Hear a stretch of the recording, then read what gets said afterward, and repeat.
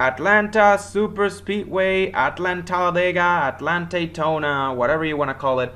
Atlanta is now a superspeedway. I still cannot get over how insane this idea is.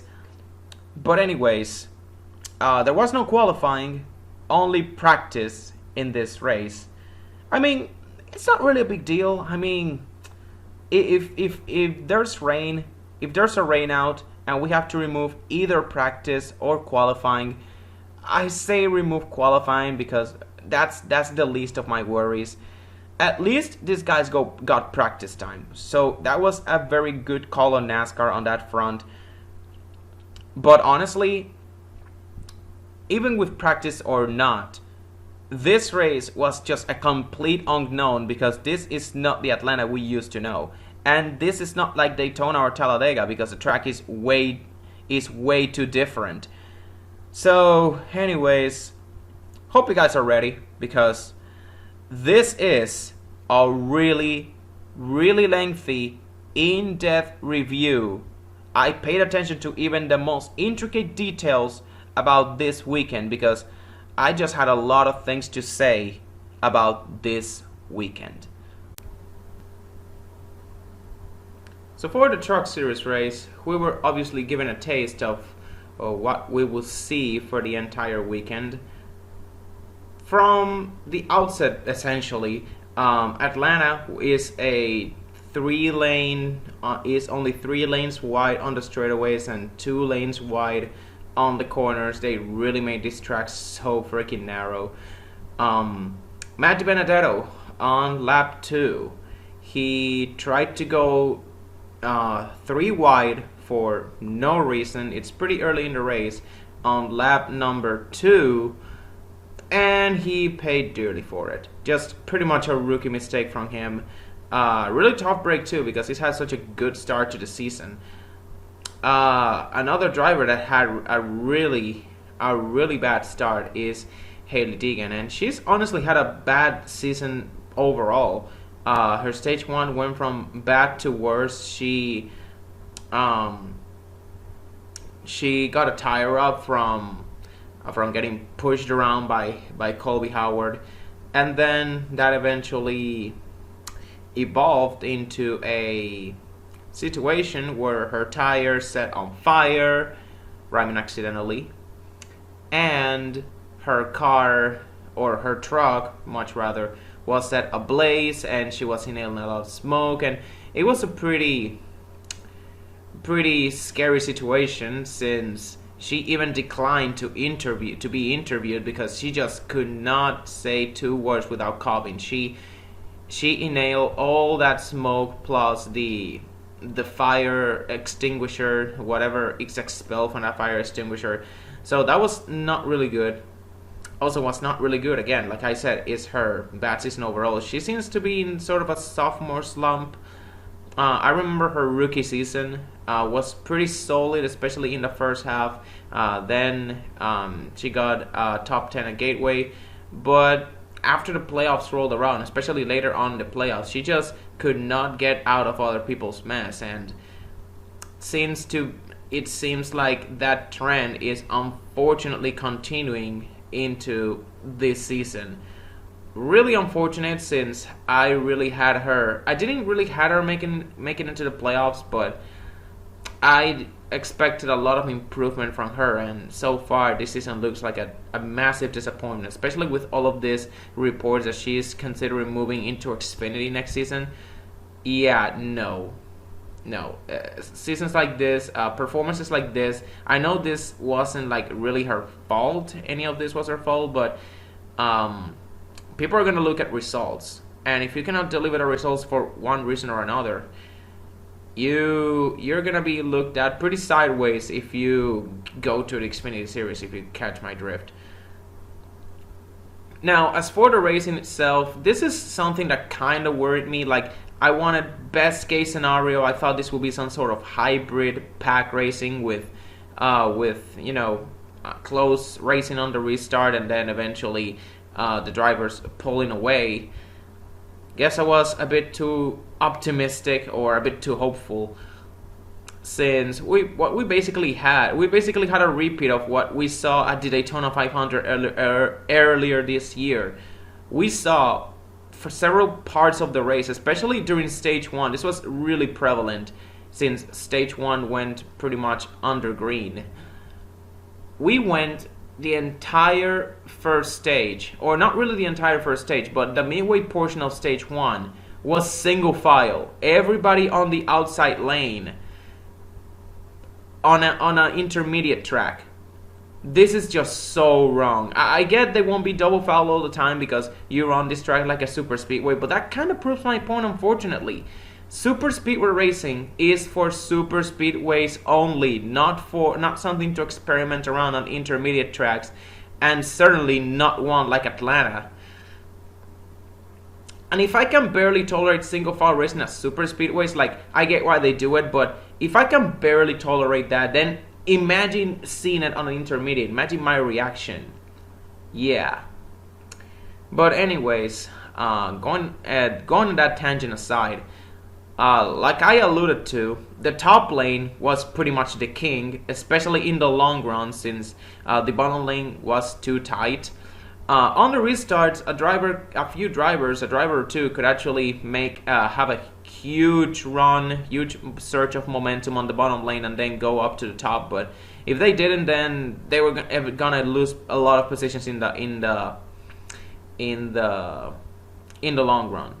It was pretty much hard to pass on the inside. Now, I know the winning pass for stage 2, which John Hunter Nemechek won, was made on the inside lane, but still, that kind of proves my point. Speaking of lead changes, there were not that many lead changes.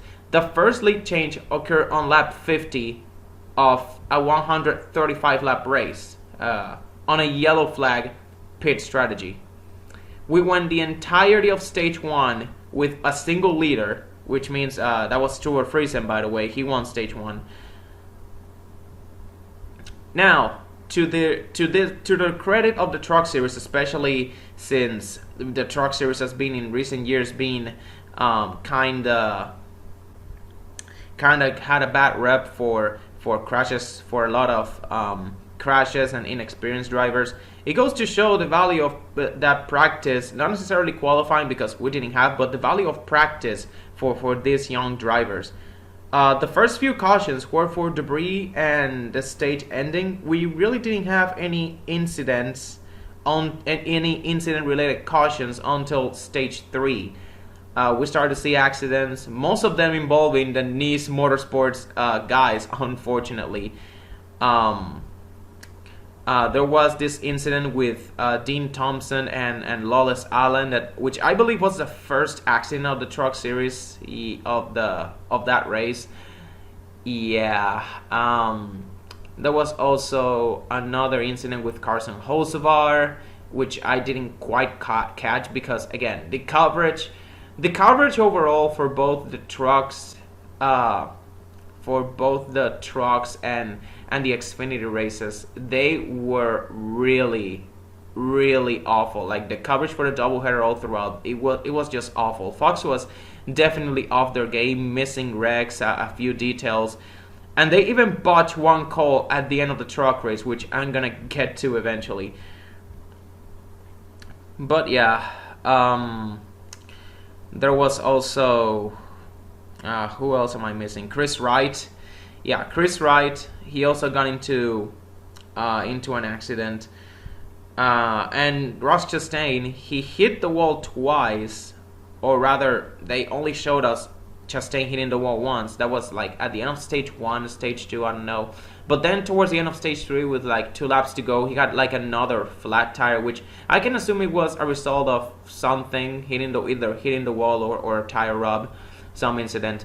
The race eventually ended up under green, so it didn't end up mattering. Like, the only guy that was really screwed over at the end there was Chastain, by virtue of making a green flag pit stop and ruining what could have otherwise been like a salvageable day for NASCAR Motorsports. But overall, this was just an awful weekend for the NASCAR Motorsports bunch on the Truck Series side, because on the Xfinity Series side it gets a lot worse. Speaking of drivers hitting the wall, several drivers hit the wall, and just like on a super speedway, hitting the wall means that you're most likely gonna have to pit because of having a tire up, no aerodynamics, and be out of contention. You know, the usual stuff on a super speedway. The minimum amount of damage that screws over your aerodynamics just puts you out of contention. It can lead you to making an unscheduled green flag pit stop, putting you like a lap or two down. Which again, this is something that would be unheard of if this was like the normal Atlanta race. Eventually, we got to the final few laps, and this was a Kyle Busch Motorsports domination towards the very end. However, one guy in particular that really just could not catch a break was, unfortunately, once again, John Hunter Nemechek. 3 incidents in 3 races. He's had top 5 cars in all 3 of those races, but he hasn't been able to get the results to show for it. And it looks like at this point, with the performances that Chandler Smith is putting on as of late, I don't know if John Hunter Nemechek is going to be the top dog at KBM any longer. Like, that young gun Chandler Smith is knocking on his doors, following those footsteps pretty closely.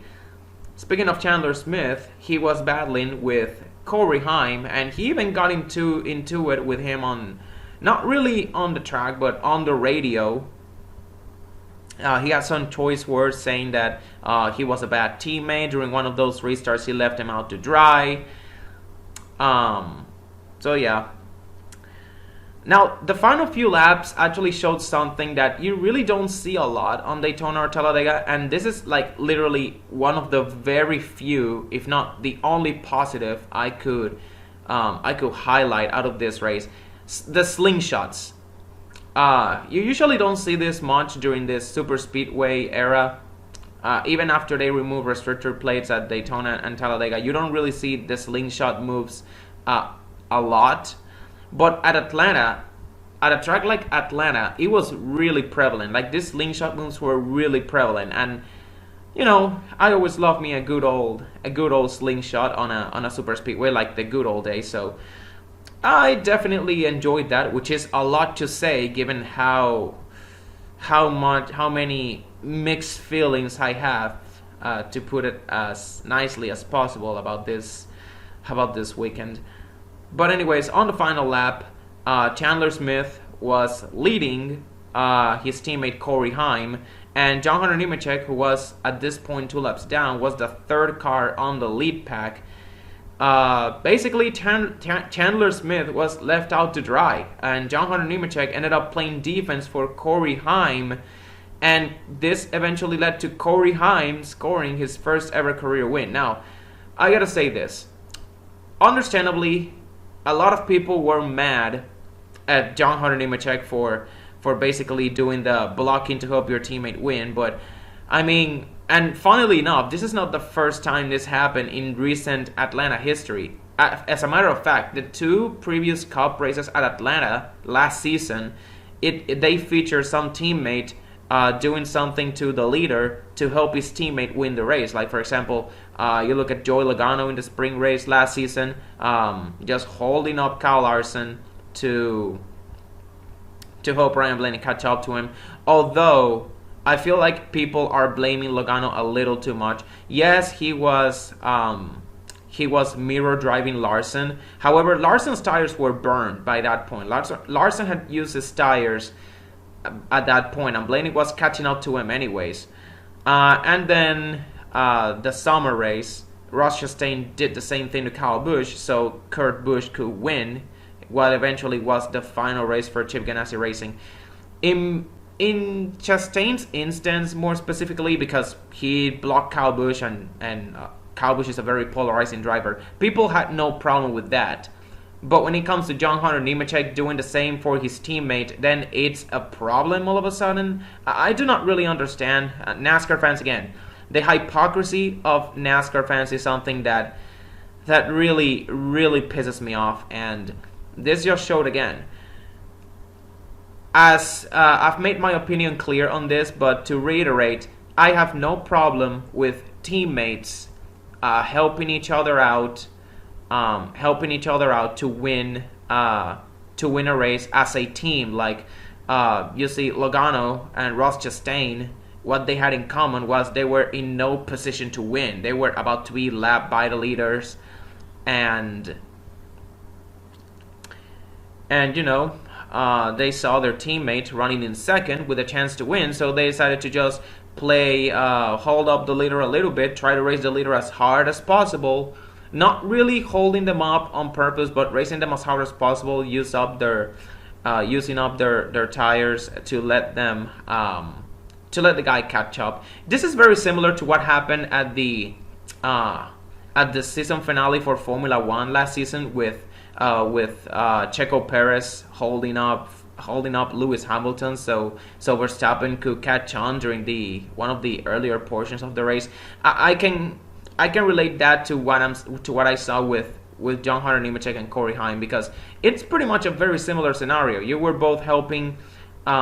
You're just helping your teammate to reach the common goal of winning the race, not as a driver, but as a team overall. And honestly, even though John Hunter Nemechek's chances at a win were shot, unfortunately, he ended up securing the win for Kyle Busch Motorsports as a whole. And because of that, that's mission accomplished for him. And I don't feel people should be... I don't really understand the anger towards those people. So, anyways, enough of me going to that semi-rant. Other highlights I saw during this race, something that really struck my eye and I thought was pretty cool was Michael McDowell giving out the prayer. Again, that's honestly pretty cool when you see drivers engage in the pre-race activities. Drivers giving out the command to start engines. Now McDowell delivering the prayer. Drivers being on the broadcast on the pit booth when the Xfinity Series does this like drivers only broadcast. This is honestly so cool, and I just love it when Fox does that. This is like the only high point, one of the few high points I can give Fox. But then again, their coverage was overall terrible. Vince Welch, he even butchered that final call. He said when just as Corey Heim was crossing the finish line, he said Chandler Smith wins the race, and then he quickly retracted himself to say that, oh no, it was actually Corey Heim who won it. This had so many, like Bill Weber, Richmond 2006, when Kevin Harvick sweeps at Bristol. No, it's Richmond actually. Yeah, it had that same energy. It was just so. I'm not gonna say funny, but it's just so embarrassing.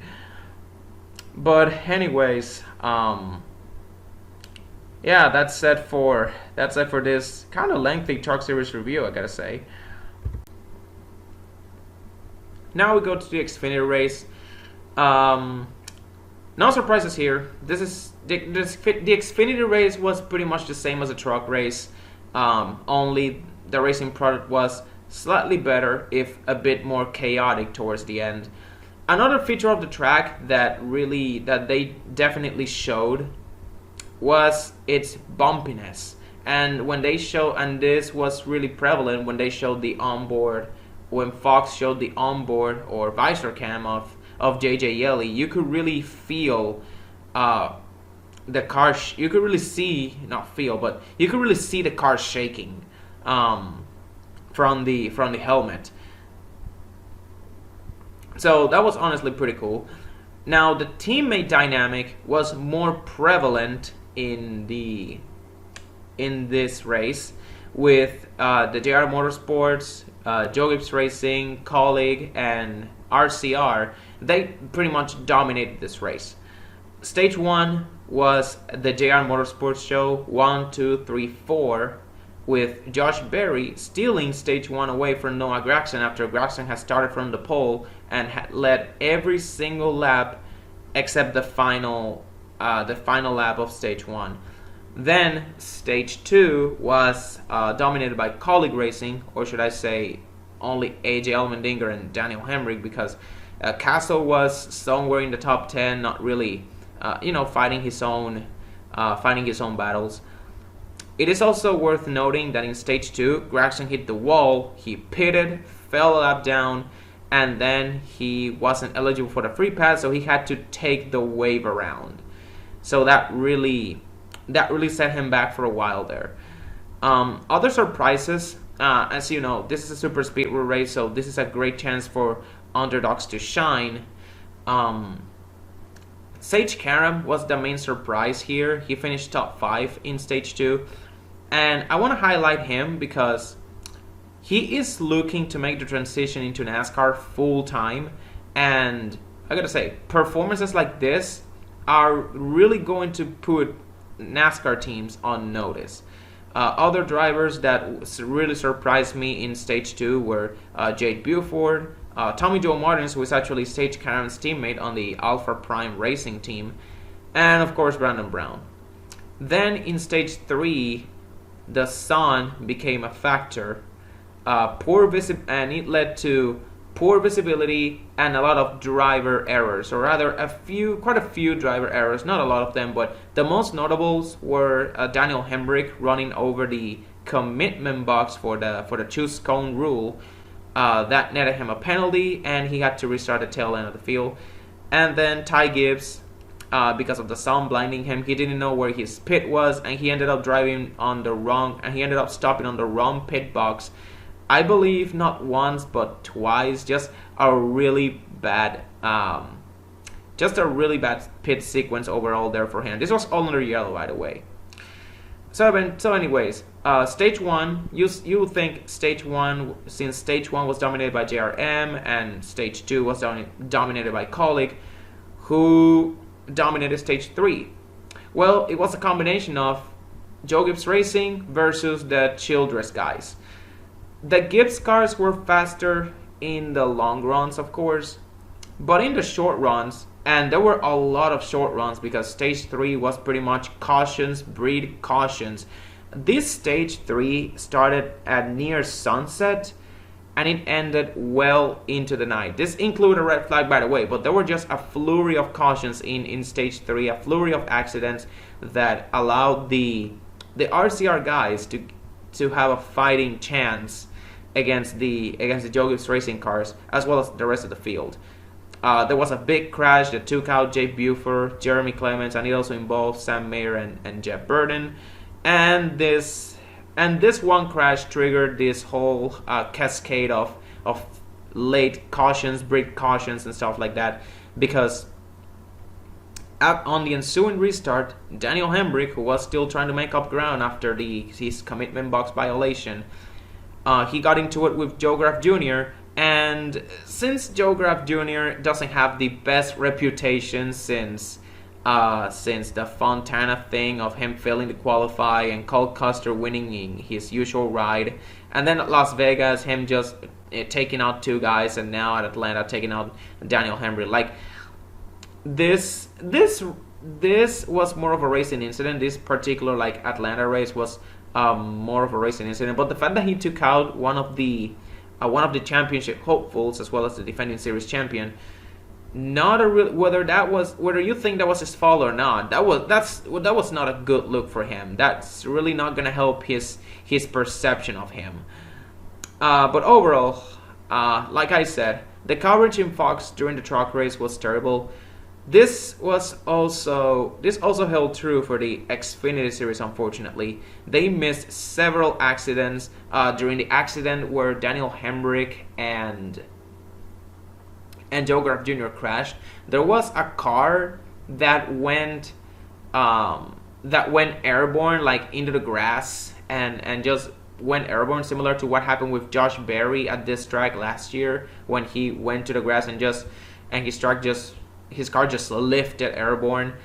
Something similar happened, but they couldn't identify who it was because this was like an overhead view, not kind of overhead, but overhead view of the front stretch, I believe. They also used that same overhead view when Sam Mayer spun. They said, this is the best angle we've got. Come on, Fox. You're meaning to tell me that you have to show us this complicated angle, this faraway overhead shot of a driver spinning, and then claim that this is the best angle you have? Come on, Fox. But anyways, after that and a few more cautions, with 10 laps to go, the big one happens late. Austin Hill, Trevor Bayne, they were battling for the lead. And then Austin Hill got loose, I believe. I don't know if he got loose. I think he was blocking Trevor Bayne, and he wasn't pretty quite clear. He kind of blocked Bayne, and then Bayne got loose. He got into the wall, and then he got into, I believe he got into Josh. He bounced off of Josh Berry, and that just created this whole accident. All of the JR Motorsports cars were taken out. Allgaier DNF'd. Berry and Gregson were involved, as well as Sam Mayer apparently. I didn't see how much damage Sam Mayer had in that accident, but I just know because when they were listing the drivers involved, Sam Mayer was there, and it was like, wow. Dale Jr. just had a rough day right there at the office. Then after that, this basically became like a winner-takes-all race with drivers like Ryan Sieg and Myatt Snyder showing up. A few underdogs there. And Myatt Snyder, he looked like he could win the race and he could get the jump on the then race leader Austin Hill. But then he had just sway bar issues. He was like sparking, the car was sparking. But instead of trying to fix the issue like any normal driver would, he decides to stay out. A driver that is sparking, that has like a sway bar issue, decides to stay out, and that automatically makes him a hazard. Not surprisingly, he gets cleaned out by Riley Herbst in the first opportunity, and a lot of people are, and some people are blaming Herbst for that, saying that that spin was the spin was dangerous. He didn't have to. I get the Myatt Snyder. I get that the Myatt Snyder call was stupid, since he was gonna wreck and since he was gonna cause an accident anyways, whether Herb spun him or not. But the way Herb spun him was pretty reckless. He could have, and the way that Snyder spun back into the track, that could have been dangerous. And at first I thought, yeah, maybe you guys have a point, and maybe what Herbst did was too reckless, but looking back at it, Riley Herbst was getting pushed, if anything. Herbst was getting pushed, and he tried to take it 3 wide, and Snyder maybe tried to block for some reason, even though he was in no position to block. So, honestly, I'm going to put more of the blame on Snyder here, if anything. That spin sends the race to overtime, where immediately in the restart there is a red flag for a big crash in the back that takes out 2 of the 3 BJ McLeod cars, Stephen Parsons and Matt Mills, and this leads to a red flag that puts the race well into the night. And then in the final restart, it's Ryan Sieg versus Ty Gibbs, the best buddies. And you think that Ryan Sieg, being the local driver, they actually get the jump on Austin Hill and Riley Herbst, since they both had the outside lane, so they have the preferred lane. Not surprisingly, Austin Hill gets loose, and Ty Gibbs gives Ryan Sieg a huge shove to put him in position to take the white flag in first place. But then, as soon as he takes the white flag, Ty Gibbs just dives to the inside, not the outside, the inside lane, with a huge surge of momentum, and with a beautiful clean move, he just passes Ryan Sieg, and he manages to take a huge gap into the backstretch, and no one is able to get a huge run off of that to catch him, and Ty Gibbs ends up winning the race with another beautiful clean move. That was just a masterful job by Ty Gibbs. And it's also just so fitting that the 2 ARCA guys that finished first and second last year in the ARCA championship, Ty Gibbs and Corey Heim, they won the truck race and the Xfinity race today. So both Corey Heim and Ty Gibbs, from ARCA Racing studs to making big strides in the Truck Series and the Xfinity Series. And also, again, Ty Gibbs giving us, once again, another reason, or rather, another great piece of driving, showing us once again why he is and will be a stud in NASCAR for, hopefully, for years to come. Finally, some highlights to mention during this race. Brad Keselowski and Joe Logano, they had great chemistry in the booth, even as former teammates. Their interactions weren't really awkward, and it seemed like when they were like analyzing stuff, they were referring to each other as Brad was calling Joey Joseph, and Joey was calling Brad Bradley. It was really like, I don't know if this was like in a, I want to say this was in a more like more in like a light-hearted manner, but it could also be like in a professionally condescending manner to show that maybe Logano feels some type of way about Brad leaving Penske. Nah, I'm just kidding. I do not want to create this beef now. I do not believe in this like beef narrative between drivers, but then again, stuff like this is just a bit too hard to ignore, and just can't help but speculate on it. But anyways, Adam Alexander, by the way, he's had to work with a rotating booth of drivers, a rotating cast of drivers, mostly Joe Logano, Ryan Blaney, and Keselowski himself. But also, he's also had to work with Kurt Busch, for example, and the like. And he has had he's managed to make some great chemistry with those guys. So I gotta say, Adam Alexander is quickly creeping up into underrated play-by-play announcer territory with how he is managing to play off of these different driver personalities in the booth. I really love to see that, and I really love to see Adam Alexander coming into his own as a commentator. That's really great to see, honestly. Also, overall, like I said, this Xfinity race was better than trucks. More side-by-side, more aggression, which of course led to more cautions. And even though it was a mess towards the end, which I didn't like, overall the race had a great finish. Even if I don't like the race, even if I would not grow to, even if I never accept this racing, or it's very hard for me to accept it, I can still appreciate the good racing. Racing is racing, okay, and I will still be entertained.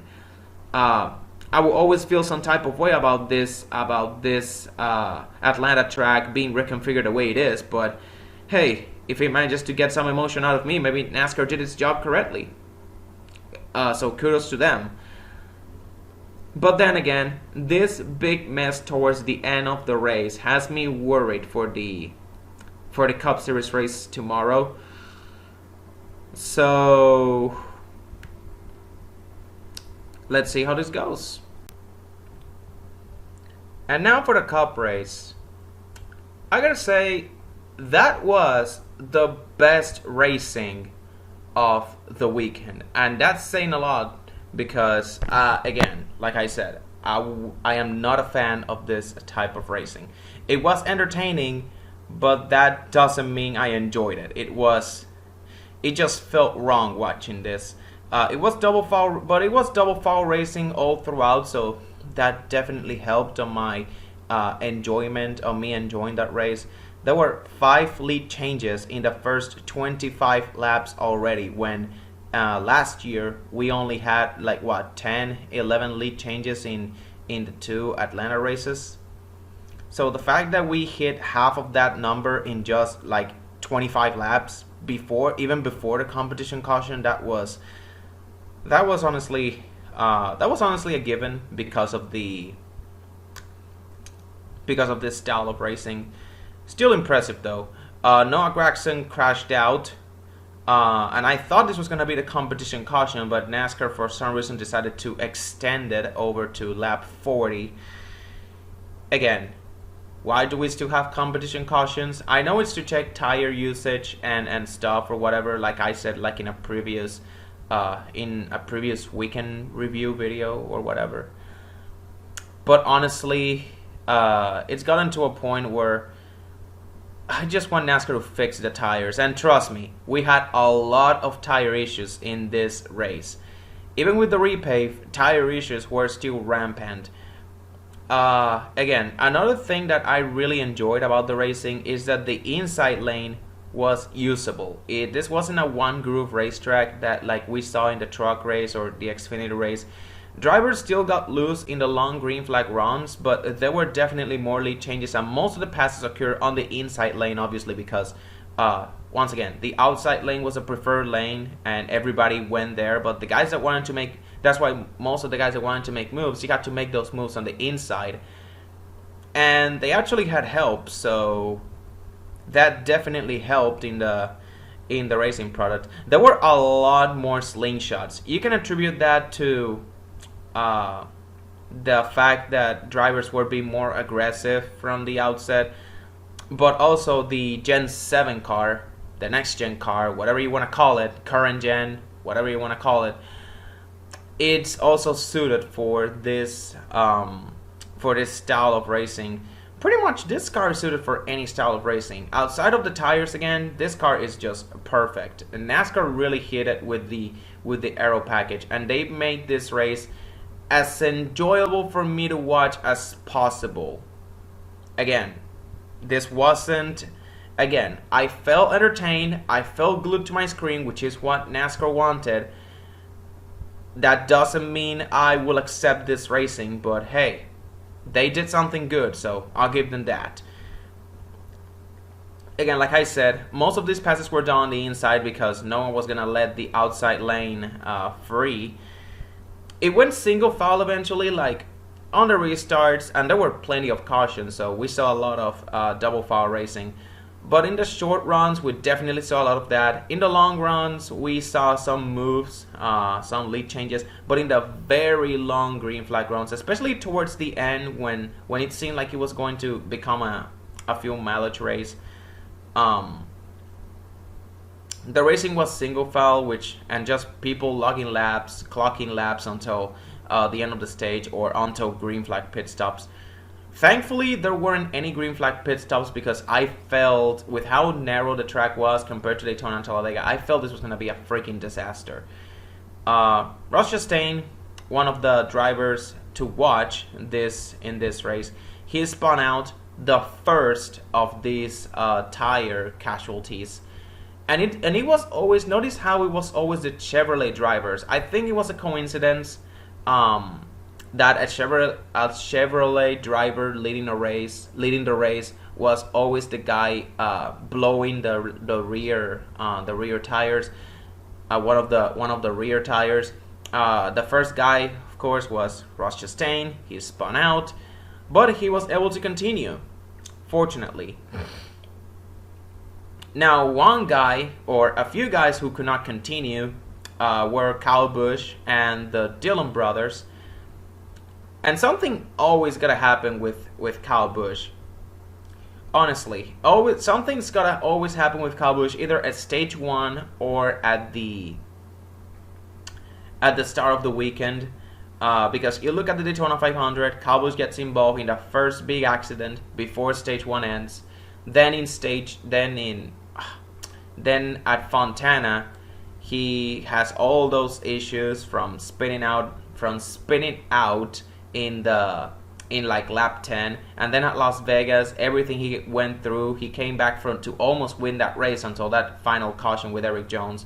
And then at Phoenix, where he restarted deep in the field, the Toyotas basically, they were off. He started like deep in the field after making a 4-tire pit stop and made a late charge to finish 7th. So he's always made comebacks, so I thought, hey, maybe he can make this comeback too. I know he was running top 5, but and he led some laps early on, but I thought Kyle Busch was gonna make a comeback, and watching him go back to race his way back into the top 20, it kind of gave me hope that maybe this was just a setback. Nope. He got some issues with the rear toe link, and I know people were saying, why did Ben Bayshore call them down the pit road? If the car it looked like he was handling pretty well.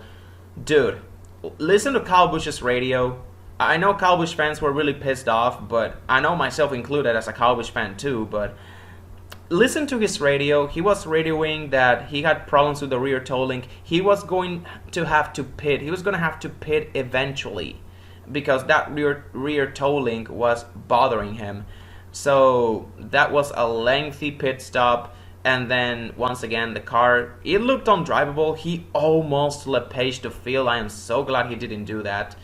And then he just took it to the garage again and called it a day. Now, of course, a part of me didn't want him to do that because I just felt with so many cars crashing out, I felt like with the attrition and him getting a few laps back, he could have salvaged at the very least like a top 25. He could have come out, but at the end of the day, I understand why he didn't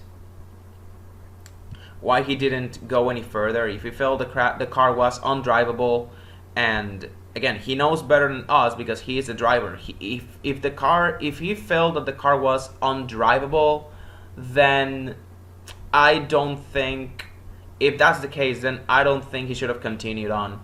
I know people really have accused him of quitting, like back at the Charlotte Roval in 2019, but I honestly think like people are judging Kyle Busch way too harshly, and they're just criticizing him because it's freaking Kyle Busch. But yeah, that's all I gotta say. Again, at the end of the day, I'm not gonna cry over him just missing out on a potential 5 points. He's still in a pretty good spot to win, to not only win a race in the future, but there's just like 21 races left in the regular season, and I know with how crazy this season has been, we could very well have 16 different winners by the end of the regular season with this next-gen car bringing a ton of parity. But I honestly feel like Kyle Busch can get it done. So I'm not really that worried as of right now. So anyway, stage 1 ended under caution and William Byron won. Then stage 2 begins, and immediately we have another multi-car incident caused by, you guessed it, another cut rear tire. This time it was Tyler Reddick, and you guys already know how I feel about about the tires in this Gen 7 car, so I'm not gonna go on a rant, but simply put, we need inner liners on the tires. I'm pretty tired of seeing Tyler Reddick and Joey Logano having to get towed back to pit road and lose a lot of laps in the process because these cars have no inner liners because of a design flaw in these tires. And I get this is a newly repaved track, and Atlanta, in the old Atlanta, was known for chewing up tires to the point that by the time of last year's race, the surface was so old that people were cutting tires on a caution, but while maintaining pace lap speed. But still, this is a newly repaved track. This Atlanta is a newly repaved track. It's some fresh pavement, and I just felt, from my perspective, the tire issues were just so rampant. We didn't have this many tire issues at the old surface, at the old abrasive surface of Atlanta. Like, the tires got chewed up quickly, but these tires didn't get chewed up. They just like blew up immediately. They went flat in just a heartbeat. So again, Goodyear, just fix your tires. And once again, Tyler Reddick, Ross Chastain, like I said, they weren't the only ones to suffer a blown tire. Stenhouse, when he was leading the race, Ricky Stenhouse blew a tire, and that took out Harvick out of contention, as well as Eric Jones and Austin Cindric. Although Cindric just pile droving him because into Stenhouse because he was trying to like slow down to avoid the accident. You know, just accordion effect. He got turned by Suarez. That was just an accordion effect there. Really tough break for Cindric, who's had a really rough couple of weeks after that Daytona 500 win. He still hasn't been able to score another top 10 ever since. Fortunately, they're heading to Coda next week, so this is a really strong race for Cindric to finally get his season back on track. Now I gotta say, with all of these cautions, because stage 2 was kind of caution filled, this race felt awfully long, and I'm starting to think, I know back when Atlanta had this old surface, people were saying that the race should be 400 miles, and even last year's race, the summer race, it was 400 miles long, and at first I felt weird. It's kind of, yeah, I get why I get why people want a 400-mile Atlanta race, because these races at 1.5 mile tracks, they can sometimes feel awfully long. Like, of course, there's a Coca-Cola 600, but that one gets a pass because it's a crown jewel race. It gets its prestige from the fact that it's an endurance race. The Southern 500 too. But I can see people getting pissed off at Atlanta now. I understand that why. Ever since the repave, I know I was kind of against it when they were racing at old Atlanta, but now that they're racing at the new Atlanta and they're running this like Superspeedway racing and stuff like that at this track, you know what? I don't really care. Change this track, lower the distance, 400-mile Atlanta races, two 400-mile Atlanta races is the way to go. I mean, a part of this has to do with the fact that, again, I'm not a fan of this type of racing, so maybe, of course, that factored into my decision, but also I think I finally come around into realizing that, yeah, this race was kind of awfully long, especially with this type of racing causing a lot of cautions due to the track being so freaking narrow as well. But speaking of cautions, stage 2 also ended under caution, with Denny Hamlin doing the big no, and by that I mean he just pushed Kyle Larson coming off the corner, which, as you guys know, that's a big no. That's rule number 1 of Superspeedway racing: never turn someone off the corner. That's gonna be a wreck. That's an automatic wreck. Never do that. That just ended up taking Kyle Larson and Hamlin out of the race, just like that. Hamlin, at first I thought Hamlin had his car would be alright, but then his car was skewed to the left, to the right, kind of like what happened in the Daytona 500. That was a DNF, and if you're keeping count, that's 3 DNFs for Hamlin in the first 5 races, and he is yet to finish in the top 10, and he isn't even top 25 in points, I believe. So I guess we've reached the point of the season where Hamlin should start to feel alarmed. Hamlin fans should start to worry about whether he's even going to make the playoffs, because once again, with how competitive this season is going to be, there are surely going to be 16 different winners this season. So Hamlin just cannot bank on being top 16 in points. I mean, that could help depending on the situation, but more often than not in this elimination style playoff era, being 16th in points is not going to guarantee you a playoff spot. So anyways, stage 3, Daniel Suarez, mi amigo, up front. And we reached that point in the race where the racing became tame. I believe stage 3 had like the longest green flag run of the race. It eventually became a fuel mileage race where everybody was just going single file, logging laps. Not really much action was happening. And then we got into some lap traffic, and an accident happened in the back between Todd Gilliland and Cody Ware, who were having top 20, top 20 days. You know, the few underdog guys, if you like to put it. That really ruined a few good runs. I mean, the lap cars weren't at fault technically, but the fact that they were in the way and guys had to maneuver, that led to guys like Todd Gilliland hitting the wall and collecting Cody Ware with him. I mean, where granted, Cody Ware, he just got turned by Greg Biffle. So, I mean, that's obviously in the aftermath of drivers just trying to scramble to avoid the accident. So I do not really blame any driver here. It's just a racing incident, just a product of racing on a very narrow super speedway, which is another reason why I am not a fan of Atlanta being turned into, of this style of racing being at Atlanta. The track is just way too narrow. Like I said, there's only 2 lanes. You can only work 2 lanes on the corners, on the turns, and in the straightaways, it's 3 lanes. Compare that to Daytona or Talladega, where you can go 4 wide or even 5 wide for the entire length of the track, basically, and that's no problem.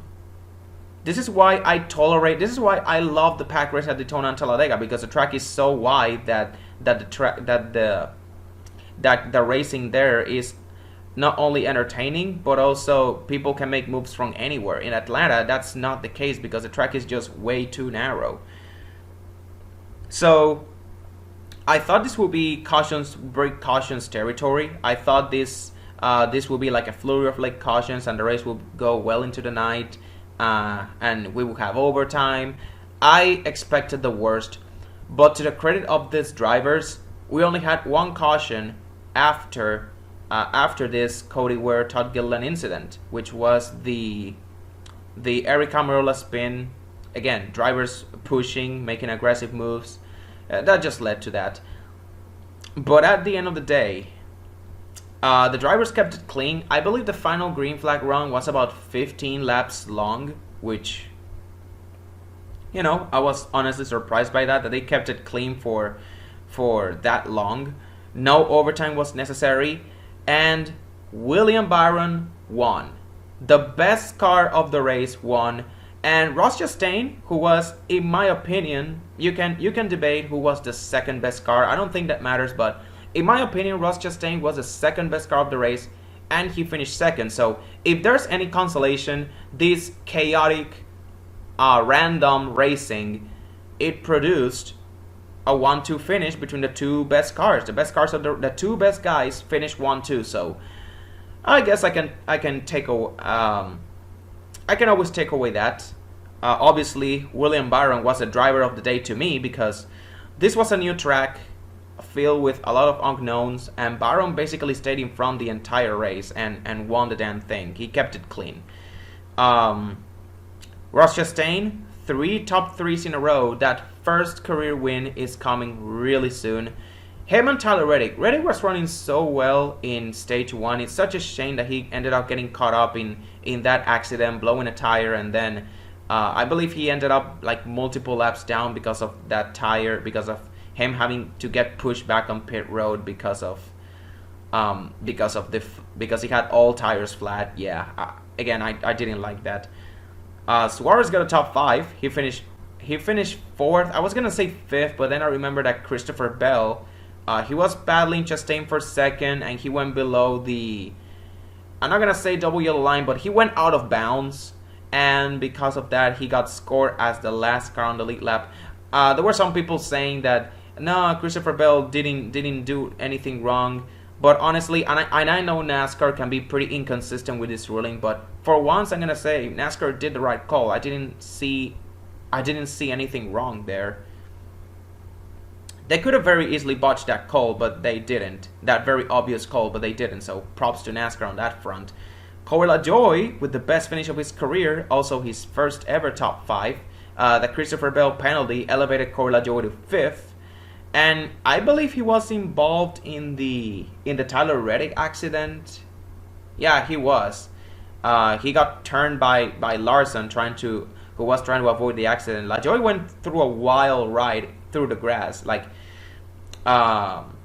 if this was the Gen 6 car, that car would have been toast because the splitter would have dug into the grass, and that would have been like, that would have been an automatic DNF.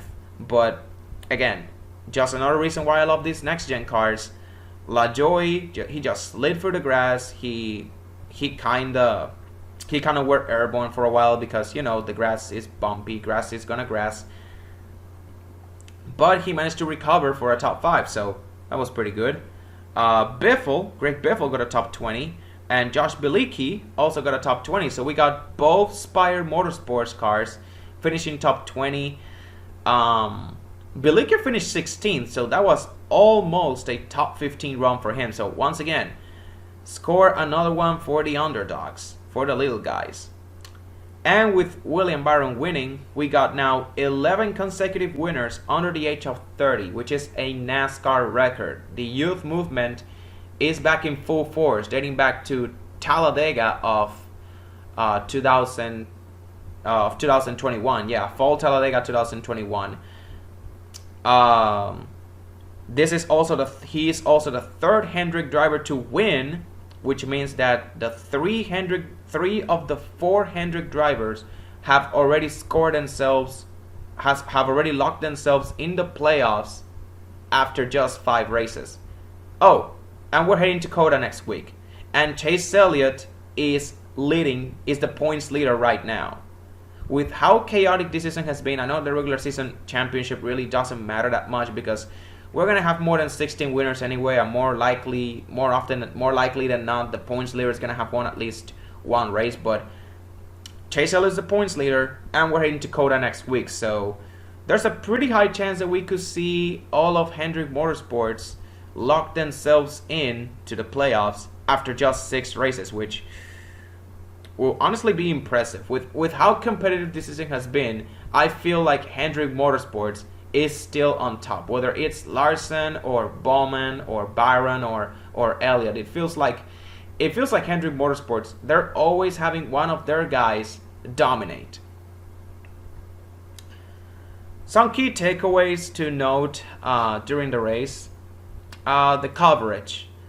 Once again, Fox, they really dropped the ball with this one. And I know I've said this, I've complained about Fox and their coverage before, but this time they really dropped the ball. They went off topic for way too much. I think they even brought in a Hall of Fame pitcher, which right now his name is escaping me. I'm sorry, I don't really watch baseball. I don't really watch baseball too much. So excuse me if I really forget his name. Oh my gosh, what was his name? John Smoltz. John Smoltz. I don't know how to pronounce it. I think I butchered his last name. John Smoltz. Okay. Hall of Fame. They got a Hall of Fame baseball player on the booth to talk about the race. You know, that's cool stuff, honestly, but I would just love to see Mike Joy and Clint Boyer and Jeff Gordon, who was on the booth today. I would have loved to see them talk more about the race and not having guys like on the booth going off topic way too much. NASCAR, they also showed the kids on the track. They gave too much spotlight to the little kids on the track. I know during the Xfinity race, during the red flag, they said like they put out this graphic about some twin girls, and they said, oh, that's Shake and that's Bake. Shake and Bake, they are way past bedtime. That was just so cringe. It was fine at first, but then they went overboard. They took it too far, too many times.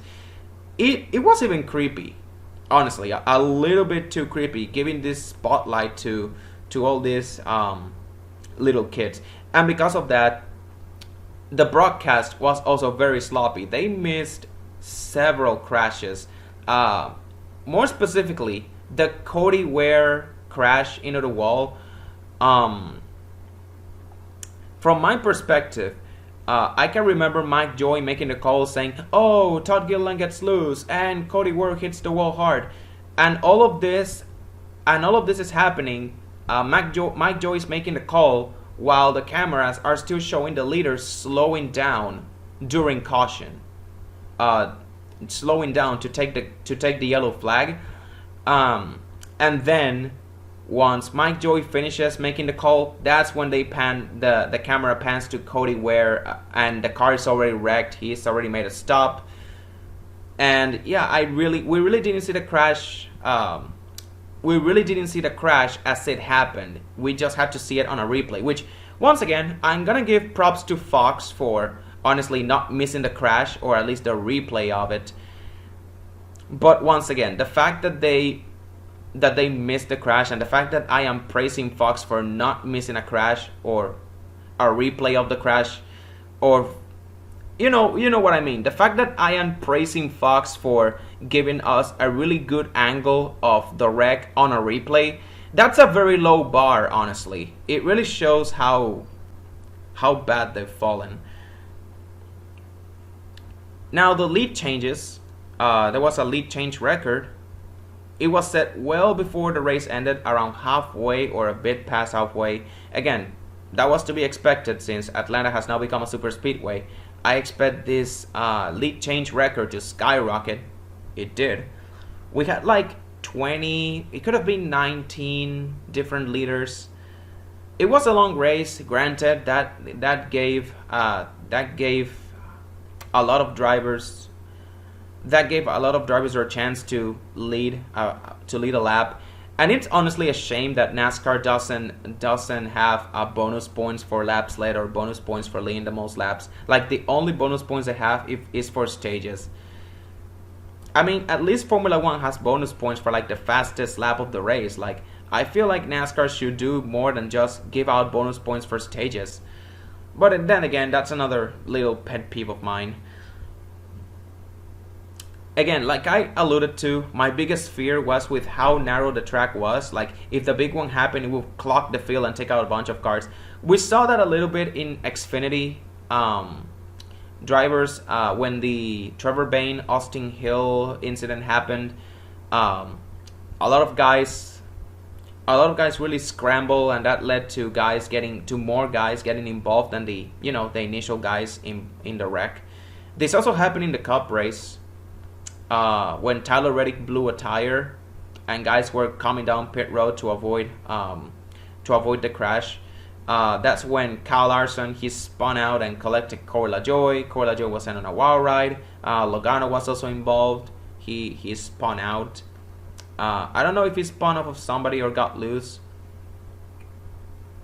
And that honestly put fear in me when someone pointed out to the fact that, hey, if this has a green flag run, we'll eventually have to do green flag pit stops.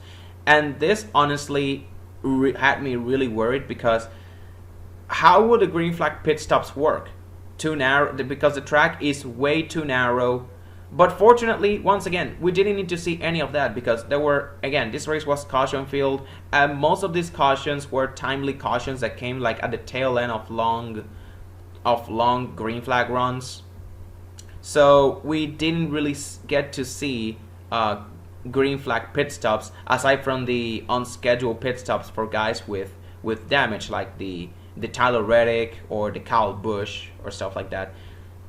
Another thing that I really didn't like was track position.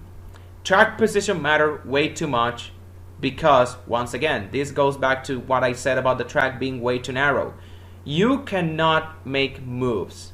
Like, you gotta time your moves great. You got like a little sliver of time to make your move. Otherwise, you gotta wait for a few laps to build up momentum at the right time and have the right guys ahead or behind of you. Like, you know what I mean. There were several guys. Because of that, there were quite a few guys who stayed out during the time that leaders were having their yellow flag pit stops. Because of that, some guys experimented with staying out, and it actually worked out for them, and they were able to hold their track position, because the guys that were on fresher tires, they couldn't make a move. This was literally a super speedway, but unlike the unlike the Daytona or Talladega, like the guys with newer tires, they can make moves because they got space to do it because the track is so wide. In the case of Atlanta, like I said, 3 lanes on the straightaways, 2 lanes on the turns. It is very hard to make moves, and because of that, the leaders, it is very hard to get to the front. Like, I know the lead changes, there were a lot of lead changes, and they became a revolving doors of guys, and there were a few comers and goers, but some of the guys like William Byron or even Ross Chastain, after he got back into contention, after he blew that tire, he eventually got back into contention. But it was always, yeah, there were comers and goers, but for the most part, the William Byrons, Ross Chastains, Ryan Blaney's, and later on the Daniel Suarez and Bubba Wallace, those guys stayed up front. Once those guys got up front, they stayed up front, whether they were on old tires or new tires. I also heard talks about NASCAR possibly exploring something like this with other tracks, and yeah, no, I do not want this, and it is very clear why. Super speedways, yeah, they are spectacular, they are entertaining, but they're also dumb. I'm not gonna say that it's dumb, like pack racing is dumb. Like, there is a certain skill associated with pack racing, but compared to short tracks or road courses, there are so many things out of your control that can screw you over.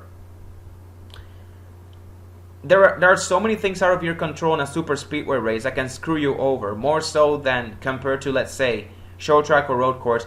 And because of that, I know the racing is not necessarily a lottery, but compared to a short tracks or an intermediate or a road course or anything else, whatever, super speedway races are pretty much a freaking lottery.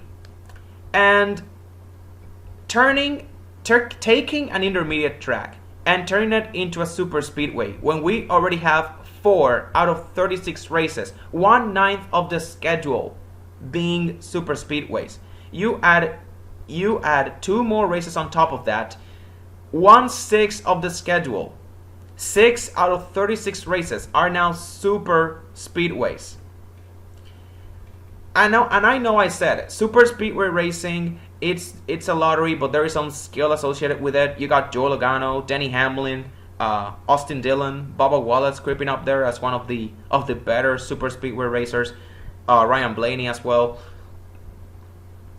But for the most part, those races are a lottery, and they do not typically reward the most skilled drivers. Like, how many races has Hamlin won? Like, Hamlin, he has won 3 Daytona 500s, but just this past month, this Daytona 500 was his first ever DNF at the Great American Race. So you just cannot flood the schedule with them and expect NASCAR to be taken seriously as a motorsport.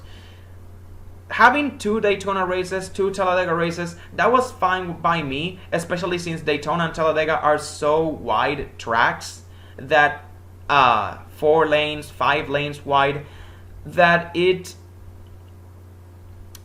you can make it work there. That you can make the super speedway pack racing element, you can make it work. At a track as narrow like Atlanta, I mean, yeah, the racing was entertaining, but I do not want this to happen. I do not want this to happen to every other track.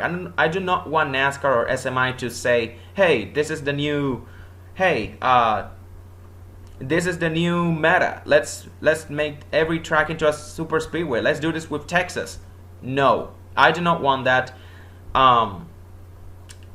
Let the other tracks have their own identity. Atlanta now has its own identity, as much as I do not like it. But now that Atlanta has become entertaining and as a super speedway and it has its own identity, let Atlanta be, and let the other intermediate tracks like the Texas, the Las Vegas, the Charlotte, and the Kansas be.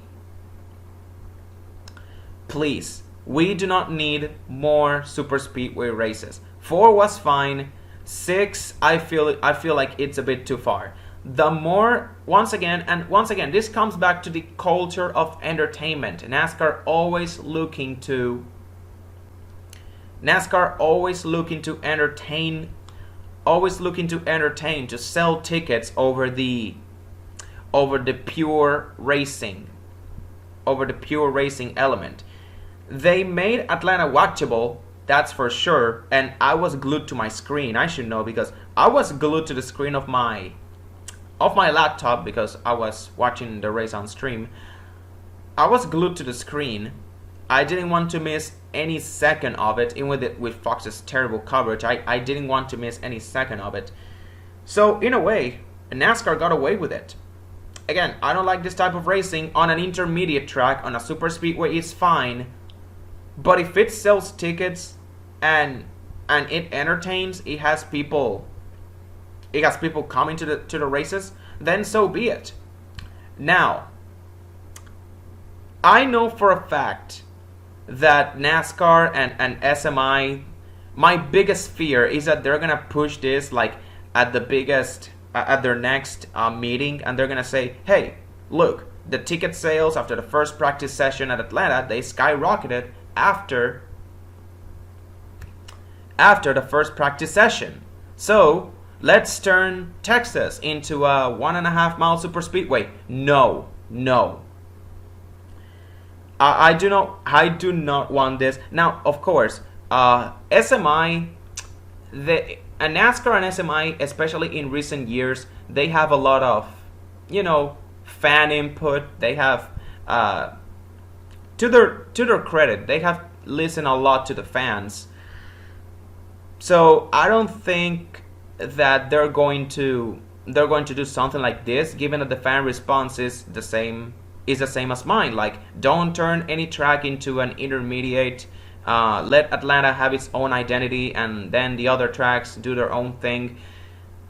And I think because of that, I think NASCAR and SMI, they will let those tracks be. They will let these tracks make money the way they've always done, like sell the product of just intermediate racing. However, this is the same company, NASCAR. We're talking about NASCAR. This is the same sanctioning body that uses vague survey responses from the fan council to push their own agendas. So I wouldn't put it past them to do something like this. And that is my biggest fear. NASCAR says, oh, this is what the fans want.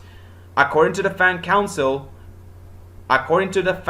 survey that we made very vague responses for on purpose, that we can just take out of context and create a narrative out of it. That is my biggest fear. Again, I do not think NASCAR is going to do something like this. But I do not want to wake up the next day and say and listen to the news that, oh, SMI took Texas. SMI is taking Texas and turning it into a super speedway. That would be a nightmare. And I don't know what to make of the sport at this point. But once again, at this point, I am rambling. This is a freaking podcast at this point. Like 1 hour and 50 minutes. Oh my lord. Anyways, if you managed to listen to this until the very end, congratulations. You are a true madman. Just to let you know, these reviews are unscripted, which is why I make a lot of vague pauses and tend to repeat a lot of stuff, and I tend to go out of topic. But anyways, that's the end. Now we're finally going to go back to COTA next week. And hopefully it doesn't rain. Oh, and finally, I almost forgot. My weekend review for this race, my letter review, I'm going to give it a C. The racing, again, the Cup Series race was the main saving grace. Truck Series was bad. Xfinity was good up until that wreckfest at the end. But the Cup Series was definitely the saving grace.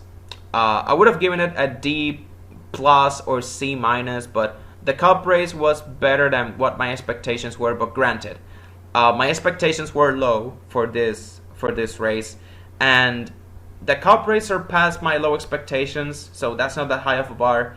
Yeah, I'm giving this weekend overall a C. But yeah, anyways, that's it. Bye.